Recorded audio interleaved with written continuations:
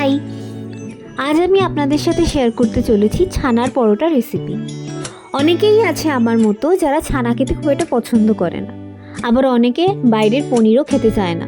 তবে এই রেসিপিটা ট্রাই করতে পারেন। প্রথমেই যেটা মেন ইনগ্রিডিয়েন্ট সেটা হলো বাড়িতে তৈরি ছানা। অবশ্যই জলটা ঝরিয়ে নেবেন।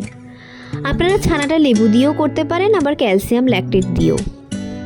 প্রথমে সাদা তেল কড়াইতে গরম করে তাতে সাদা জিরে ফোড়ন দিন। তারপর একটু অ্যারোমা এলেই তাতে কুচি করা পেঁয়াজ এবং কাঁচা লঙ্কা দিয়ে দেবেন। পেঁয়াজটা হালকা গোল্ডেন হয়ে এলে তাতে অল্প আদা গ্রেট করে এবং অল্প ভাজা মশলা গুঁড়ো দেবেন। তারপর তৈরি করা ছানাটা দিয়ে দেবেন। জলটা একটু কমে এলে তাতে একটু ধনেপাতা কুচি দিয়ে দেবেন। স্বাদ মতো নুন ও মিষ্টি দেবেন। জল পুরো টেনে নেওয়া অবধি রান্নাটা করবেন, তারপর ঠান্ডা করে নেবেন। আমি এখানে পরোটাটা আটা দিয়ে করেছি, আপনারা চাইলে ময়দা দিয়েও করতে পারেন।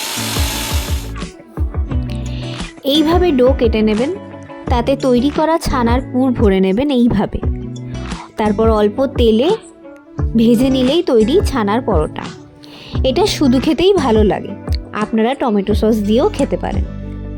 ভালো লাগলে অবশ্যই লাইক, শেয়ার, কমেন্ট এবং সাবস্ক্রাইব করবেন।